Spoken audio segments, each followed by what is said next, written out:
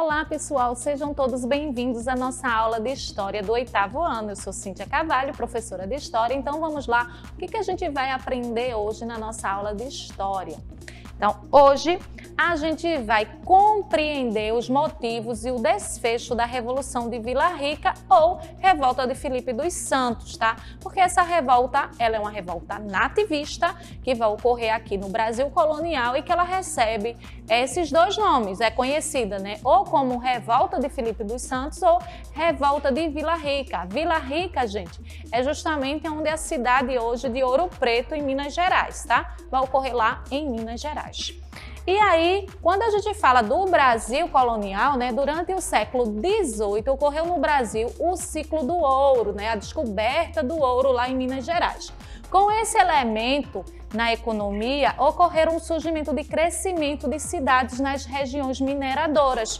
Também vai ocorrer o deslocamento do eixo econômico do Brasil da região Nordeste para a região Sudeste. Vamos ver como esse desenrolaram-se, né, as relações econômicas e sociais mediante a exploração do ouro. Lembra que no início do período colonial, após a exploração do pau-brasil, um produto que foi explorado foi a cana-de-açúcar pela produção do açúcar, né? Ali principalmente na região Nordeste. Mas com a descoberta do ouro em Minas Gerais no século XVIII, vai haver uma migração para essa região, né? E aí a economia, tanto portuguesa como da metrópole, né, de Portugal em relação ao Brasil, como no próprio Brasil, muitos vão migrar justamente para as regiões mineradoras em busca de se enriquecer, né, por causa justamente para explorar esse ouro descoberto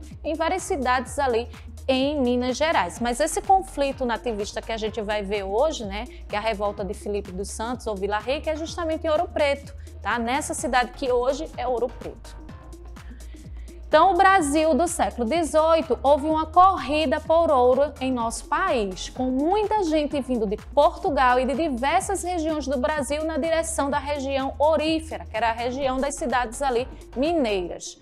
Ocorreu um maior controle de Portugal sobre o Brasil, uma vez que, além do ouro, o Brasil se transformou na única grande riqueza do então decadente Império Português. Então, o Brasil, né, se tornou a única fonte de riqueza da monarquia portuguesa, a colônia brasileira, tá? Por quê? Porque Portugal, além de muitas dívidas, principalmente com a Inglaterra, além da perda e a crise do açúcar, né, perdeu competitividade mundial em relação ao açúcar holandês, porque o açúcar holandês era mais barato no mercado. Então, a descoberta do ouro no século XVIII é a grande aí mina de ouro nos olhos de Portugal. Então, Portugal ele vai lançar várias medidas de tentar controlar essa riqueza e garantir essa exploração dessa riqueza por cobrança de imposto, por fiscalizações, e a gente vai entender melhor, né, esse controle que Portugal vai desenvolver lá na região de Minas Gerais, que vai culminar na primeira revolta nativista ali daquela região, que vai ser essa revolta de Filipe dos Santos. E aí, ó, quando a gente fala da região mineira, antes pertencia a São Paulo, tá? E aqui é justamente a região de mineira onde era Vila Rica, né? Que hoje é Ouro Preto, ok? Nessa parte aqui amarela que a gente vai ter esse conflito aí, a revolta de Filipe dos Santos. Então, a cobrança de impostos, né? Com o objetivo de controlar a exploração de ouro e cobrar imposto, a coroa portuguesa criou em 1702 a Intendência das Minas. Perdão aí na palavra intendência, tá? Mas a Intendência das Minas. O que eram as Intendências das Minas? Foi um órgão criado para cobrar os impostos e superintender todo o serviço de mineração em 1702, tá? Eram cobrados impostos sobre os escravizados africanos, tecidos, ferramentas, entre outros, além do ouro, né?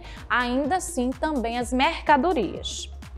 E aí, imposto chamado o quinto, que é um posto que vai justamente motivar a revolta de Filipe dos Santos, significava que era 20% de todo o ouro extraído deveria ser entregue à coroa portuguesa. Então, no início do século XVIII, em 1702, se cria aí um órgão de fiscalização e controle para a cobrança de imposto, tá certo? E aí, por quê? Porque a coroa queria garantir realmente o lucro da sua colônia, daquela região ali aurífera, tá? E além disso, vai ter imposto por cabeça, que é o chamado a captação, que cada cativo, cada proprietário que tivesse um escravo, porque a mão de obra que vai minerar as minas de ouro vai ser a mão de obra escrava. Então, cada escravo era cobrado um imposto por cada uma cabeça, por isso que era captação, por cabeça, per capita, tá? Por cabeça, cada proprietário que tivesse um escravo pagaria um imposto só por ter essa aquisição, né? Poder ter esse escravo, porque era mão de obra fundamental para a mineração daquele período, porque quem fez a mineração dentro das minas foi o trabalho escravo. Além disso, mercadorias, tá? Tecidos, vinhos, ferramentas, todo esse tipo de fornecimento, né? Houve um monopólio, no caso, o controle nas mãos da coroa, para que a coroa tivesse cobrança de impostos dessas mercadorias. E também a coroa portuguesa, ela vai lançar um imposto chamado o quinto, que popularmente a gente conhece até aquela frase lá, o quinto dos infernos, né? Por quê? Porque o quinto foi tão pejorativo, no caso, os mineiros não aceitaram aquele quinto, né?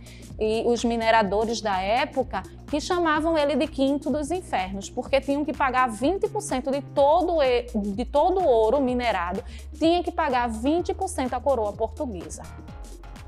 E aí, a cobrança de impostos levou parte da população a comercializar produtos não pagando os devidos impostos à coroa portuguesa, o chamado contrabando. Vocês já ouviram a expressão também, o santo do pau oco?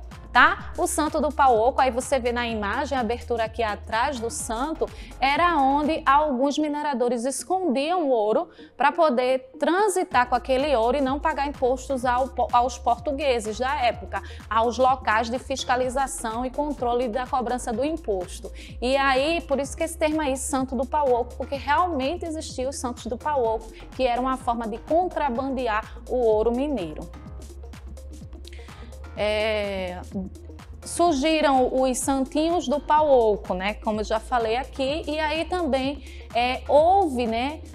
Também uma das decisões dos portugueses foi a casa de fundição. Vamos ver. Então, para resolver o problema, a coroa portuguesa criou em 1719 as casas de fundição.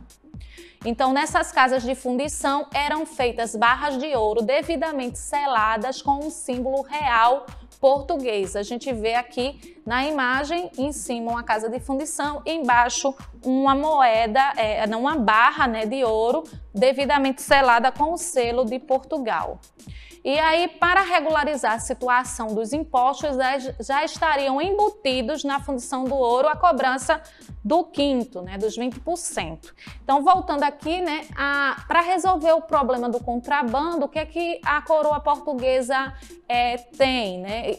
Qual é a iniciativa que eles fazem? Eles fazem justamente em 1719 a lei, né, para criar lá as casas de fundição, que todo o ouro minerado em Minas Gerais deveriam passar por essas casas de fundição. Nessas casas de fundição, esse ouro ia ser fundido, derretido, colocado nas medidas lá para fazer as barras de ouro e devidamente selada com o selo português. Então, só dessa forma é que poderia ser comercializada, vendida, passado pelas locais de fiscalização da coroa, tranquilo. Se o ouro não tivesse devidamente fundido com o selo, é porque aquele ouro estava sendo contrabandeado. Então, era realmente preso a carga e tudo, tá?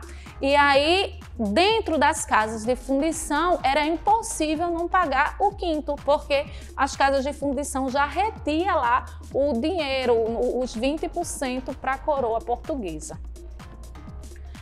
A revolta de Vila Rica vai ser justamente as casas de fundição que vai aumentar a insatisfação de muitos mineradores e comerciantes e com isso levou à revolta de Vila Rica em 1720, tá? Os rebeldes exigiram basicamente duas coisas.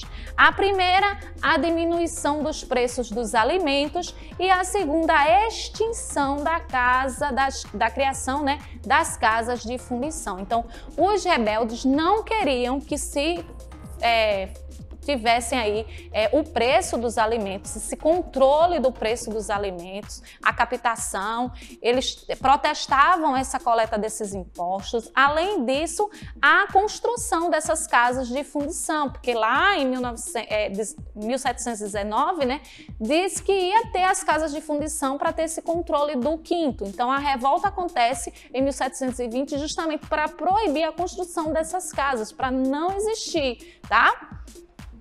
E aí, a reação do governo e as consequências em relação a esses revoltosos, né, que vai ocorrer aí em 1720 essa revolta de Filipe dos Santos, que era o líder Filipe dos Santos, que vai ser condenado e executado por se rebelar contra a existência, né, das casas de fundição e as cobranças de impostos pela coroa portuguesa. Então, ele vai ser enforcado e o corpo dele vai ser dilacerado, né, mutilado e jogado nas partes das cidades. Então, muito parecido com a morte de Tiradentes depois, porque era como se fosse um exemplo realmente para que os outros não fizessem isso.